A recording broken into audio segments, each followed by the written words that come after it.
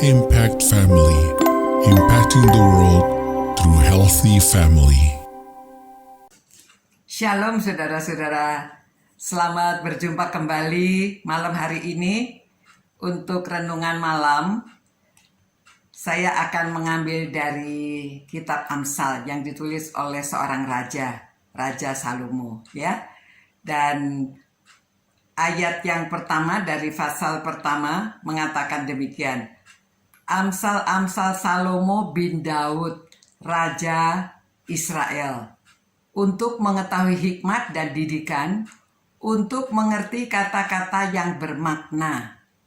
Jadi saudara, ini kita akan belajar kata-kata yang bermakna.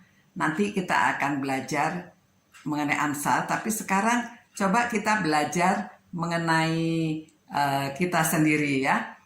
Bersyukurlah kalau kita hidup zaman sekarang karena ada Alkitab, kita bisa membaca dan kita bisa beroleh hikmat. Hikmat itu pengetahuan dan pengertian dan kebijaksanaan, saudara. Keluarga yang tidak memiliki hikmat itu kasihan ya. Karena biasanya mereka itu di dalam rumah tangga itu bertengkar terus. Setiap hari pasti ada pertengkaran, ribut, tidak saling percaya. Mereka kalau bicara berteriak-teriak. Dan kita lihat ya, ada istri yang kabur dari keluarganya. Anaknya ditinggalkan. Heran. Ada suami yang meninggalkan keluarga. Juga ada anak muda juga ada yang kabur dari rumah. Ya. Nah saudara, kita lihat karena di dalam keluarga tidak ada hikmat dari Tuhan. Kitab Amsal ini tujuannya adalah supaya pembacanya mengetahui hikmat dan didikan untuk mengerti kata-kata yang bermakna. Saudara, kata-kata bermakna apa yang saudara ingat dari orang tua saudara? Ini untuk orang tua ya. Nanti anak-anak apa yang saudara ingat dari kata-kata orang tua? Yang walaupun kadang-kadang itu anak-anak merasa orang tuanya bawel, suka berkata yang sama terus. Seperti waktu saya masih muda juga, setiap hari disuruh bangun pagi supaya kamu nanti besarnya begini ya. Kalau habis bangun harus tempat tidurnya dibersihkan. Kalau nyapu harus bersih supaya nanti dapat suami yang mukanya licin ya. Padahal saya dapat suami yang kumisan. Nah, saudara-saudara, ada anak muda ya datang pada saya tanya, "Oma, kenapa sih orang tua itu mesti bawel, suka nyuruh-nyuruh dan kata-katanya sering diulang-ulang?" Ya memang saya beritahu, kalau supaya tidak dibawelin, kalau kamu disuruh sama orang tua kerjain aja. Kalau sudah dikerjain pasti dia nggak bawel, betul nggak? Ya saudara-saudara, orang tua itu selalu ingin apa-apa dikerjakan cepat. Kalau disuruh anak-anak langsung gitu ya.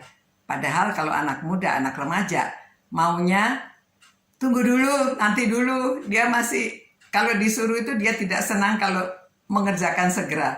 Maunya itu nanti dulu. Jadi supaya tidak konflik, ya anak-anak muda kalau disuruh orang tuanya cepat kerjakan, orang tua sabar sedikit ya. Kalau anaknya belum kerjakan, diamkan saja. Nanti pasti dia kerjakan. Tapi memang dia ingin mundur waktunya, ya. Saya ingat banyak yang dikatakan oleh orang tua saya.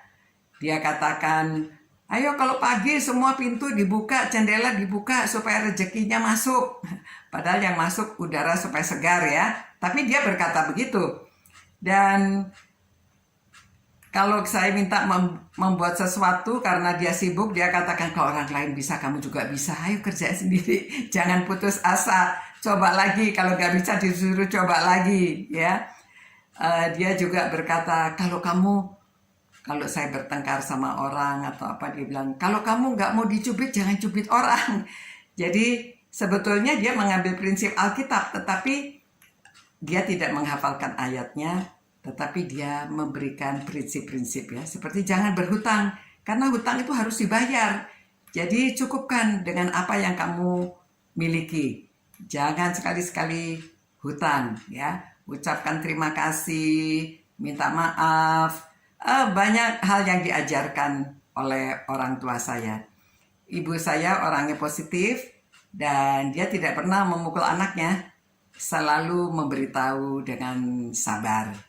Ya, dia baik prinsip hidupnya. Jadi saya juga sama anak tidak pernah mukul, tetapi ya diberitahu ya kalau mereka bersalah dan disuruh pilih hukumannya. Kamu mau dihukum yang bagaimana gitu.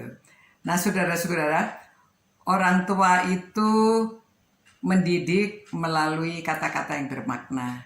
Jadi pikirkan apa yang akan dikatakan supaya anak selalu ingat apa yang dikatakan oleh orang tua.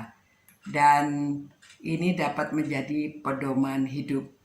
Kalau Amsal menulis surat Amsal ini untuk kita gunakan supaya kita dapat dididik dan ada kata-kata bermakna, begitu juga hidup kita. Ya. Oke, ini akan to be continued tentang kata-kata bermakna. Besok kita ambil dari kitab Amsal. Selamat malam.